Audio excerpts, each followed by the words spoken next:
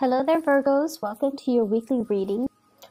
First of all, when I was shuffling the spread, what I had for you was, I see this woman. She's wearing this Victorian dress. She looks like almost like a governess. You know, somebody that takes care of the household, takes care of the kids, and keep the mansion, the estate running. She looks, she's I believe she's a mother, but she looks more like a governess. Like she's a little bit cold, a little bit distant. And she has her kind of finger wagging like she's scolding somebody. And then on the ground, you see this little girl. She's probably like 5 years old. She's holding a doll. And there are broken, like 2 broken plates on the ground. And it seems like she was scolding at the little girl because the girl probably broke those plates from the image that I saw. And the girl is sad and she's kind of ashamed. And she did a little curtsy. She, you know, bent down and kind of distracts the governess by spreading her dress and doing a little curtsy and then smiling. And the governess, it seems like her heart is melted, and then she stops yelling or she stops scolding. That's what it feels like to me. And so in alignment with this reading, I feel like the cards are corroborating the same theme. What I have here is the Page of Cups, and I feel like there is somebody in your life who's a little bit of a charmer, who's a little bit of an attention seeker. And I feel like, you know, this is somebody that might have been very evasive when it comes to their responsibility. So it doesn't really matter how old they are. They could be a child, or they could be an adult acting like a child or behaving like a child. But they are a little bit of a charmer. Like they weasel their way out of situations by turning on the charm, turning on the waterworks. They know that they are cared for, and I feel like they tend to push boundaries a little bit, okay? So if you're dealing with children, you want to be a little bit careful when it comes to their behavior and how oftentimes they can turn on the charms or the waterwork to get out of getting a scolding, or to avoid repercussions for their actions, or even, you know, to kind of charm their way into people's hearts, okay? So that's what I'm getting. For some of you, this could literally be a child. For others, it could be a relationship partner, and then for others, family members.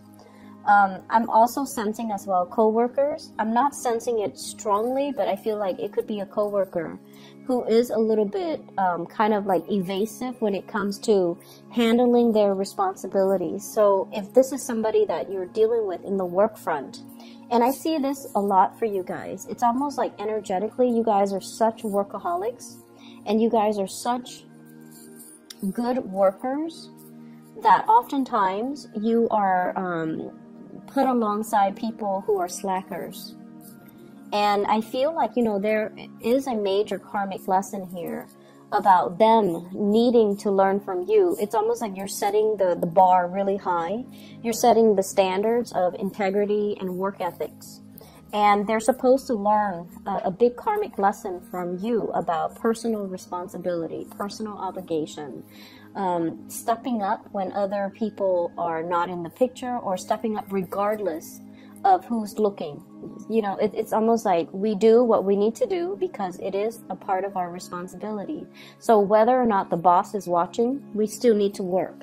Whether or not we feel like it, if there's some group, some people that are dependent on us, we need to step up, okay? So it's almost like you can charm, you can turn on the waterwork. The work is not going away, so we need to handle responsibilities because it is our obligation to the place of employment.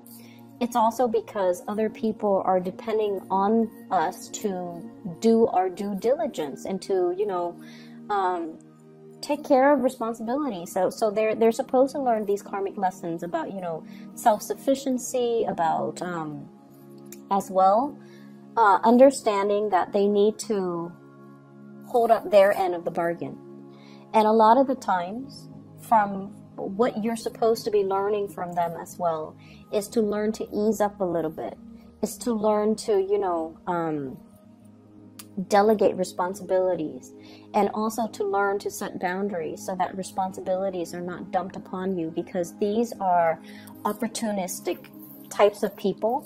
And when they sense that you're very, very kind, and when they sense that you're able to, that you're doing things like above and beyond your scope of responsibilities, they like to dump responsibilities on you. So I feel like there is a karmic lesson needing to be learned from both parties in the work environment. Okay. I definitely feel there's something cracking. It's almost like the straw that broke the camel's back. And so this week, there is a lot of responsibilities that you have to take care of. And you are not in a position to take on more. You're in a position to learn to say no to other people, to learn a very direct way to say no to people, to draw very clear boundaries, and to also set people in their place, okay? What I have here is the Ten of Wands. This is a lot of things that you have to take care of, a lot of loose ends to tie up, a lot of things that you're physically carrying around. And if you are kind of like trying to avoid people, I usually think of this as like, he's using those wands to cover his face, not wanting to see people, not wanting to confront people, conflict avoidance, trying to just avoid certain people. This is really a week for you to step into this power with the Ace of Swords. This is like saying what's on your mind and meaning it, and learning to say no to people, learning to cut people out, okay? The man on the horse, he's a little bit shocked by this Ace of Swords. It's coming out in such a fast and swift and truthful manner that he didn't expect. So if you have been kind of like, the doormat, I feel like this is the week where it's like, enough's enough. I'm not going to be taking on other people's responsibilities. I'm already, stretched thin. I'm already wearing multiple hats. I'm already going above and beyond my scope of responsibilities, and it's not fair. So you're going to set the record straight, and you're going to preserve your time, which is very little and very precious to you, so that you can take care of the things that you need to take care of, okay? I also see as well, there might be issues when it comes overall with like conflict within the family. What I have in this spread though, and I don't want you to fret, okay? I have a lot of love. I have a lot of communication and a lot of love. And so the people around you, they truly, truly, truly care about you.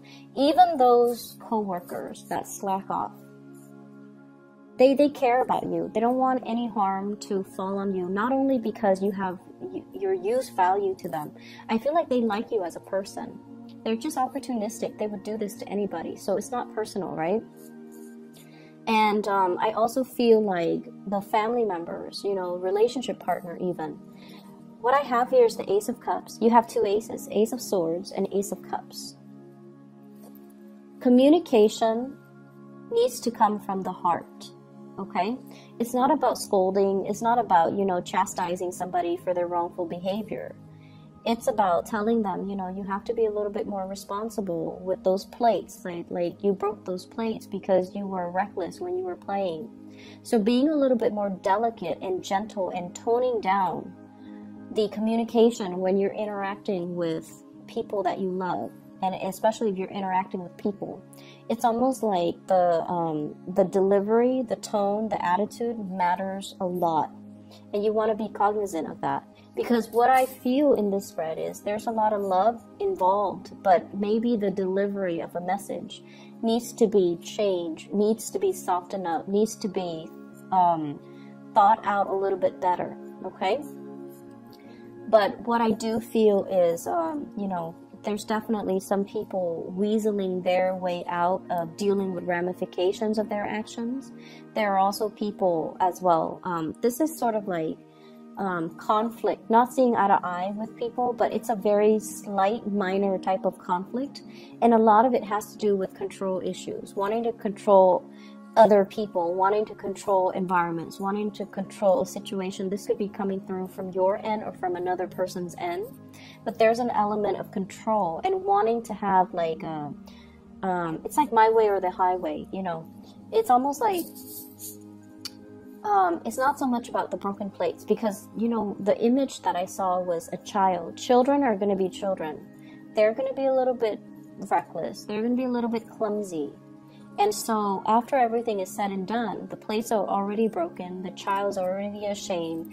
And so they don't need, you know, that further reprimand, I guess. Okay, so gauging a situation and picking your battles and knowing when to get involved and when to kind of withdraw. Okay, so that's what I'm sensing here. I feel like in relationships, there might be a little bit of conflict coming in, and I feel like it's ideological in nature. Ideological in nature.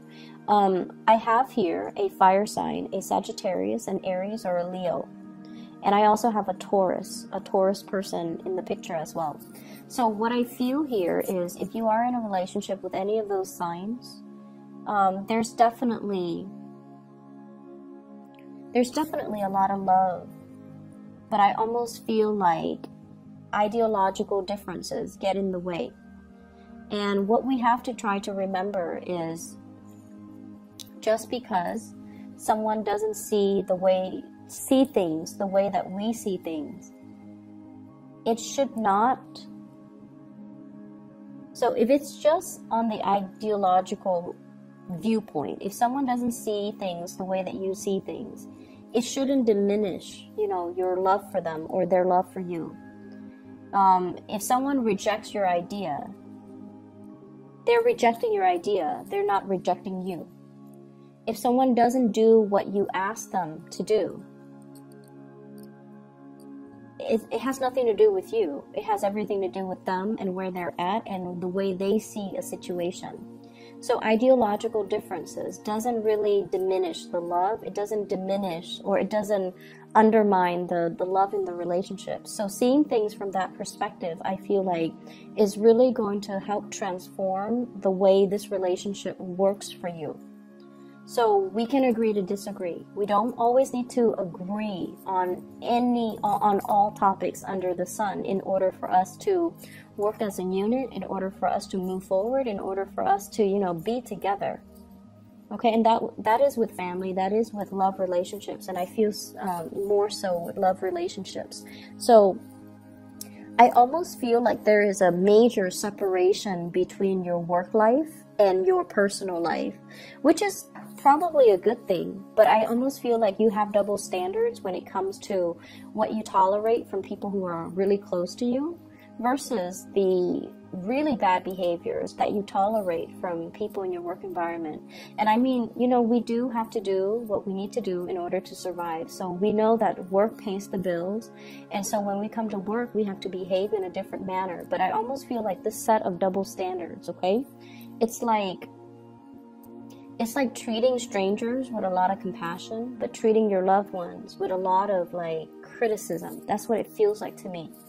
Because I have, with this Ace of Swords is on top and the Ace of Cups is on the bottom. It's like being harsh with certain people and then extending love to other people. And you want to make sure that the people are deserving, okay? You want to make sure that the people that are doing their due diligence, that are, you know, taking care of their responsibilities, are the ones that should be getting the love and the support.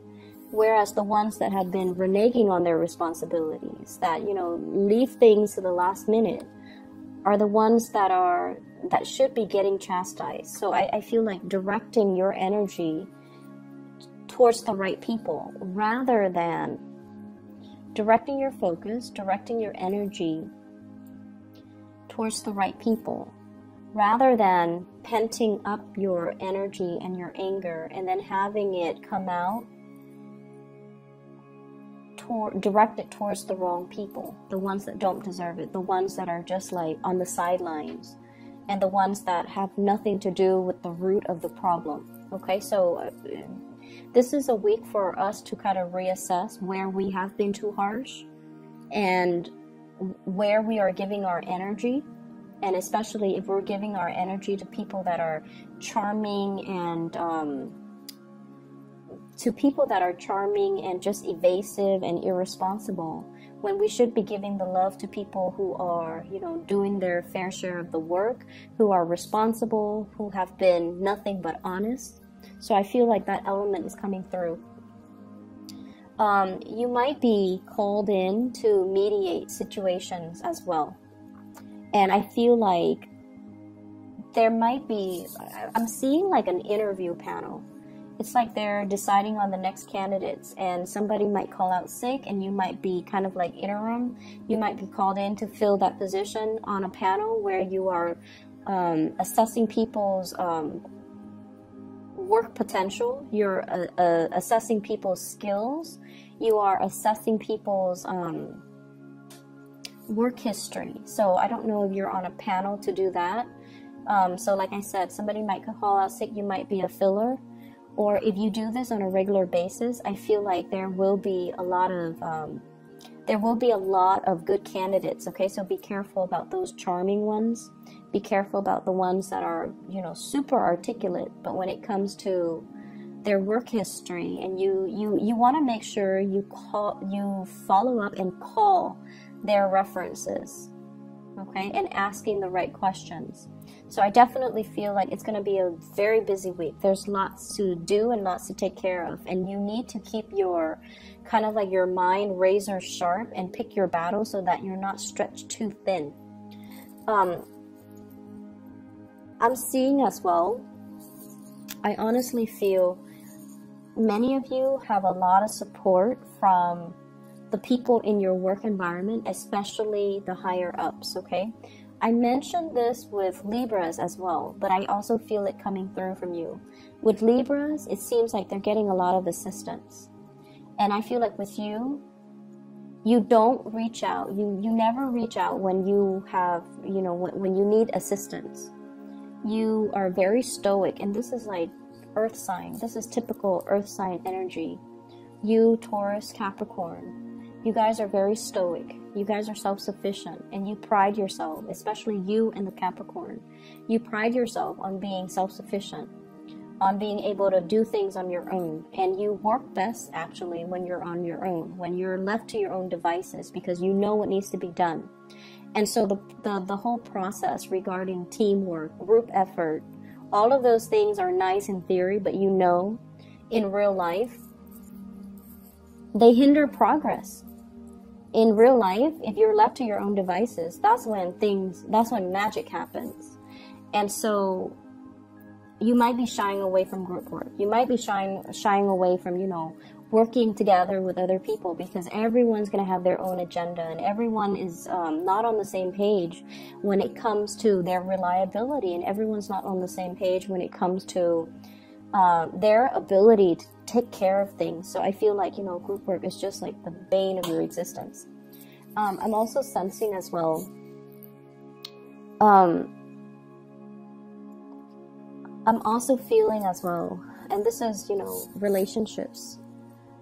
For those of you who have recently broken off a relationship, and especially if children are involved, like a separation, a divorce, or something like that, I feel almost like a coming together in the relationship for the sake of the kids, wanting to resolve things or wanting to stay together, wanting to give it one last try, or wanting to, you know, make amends and repair these rifts, because there's a lot of love. There's definitely a lot of love, and there's definitely, you know, the element of children involved as well, because you want to keep the environment stable and just you think it's going to be good for the kids.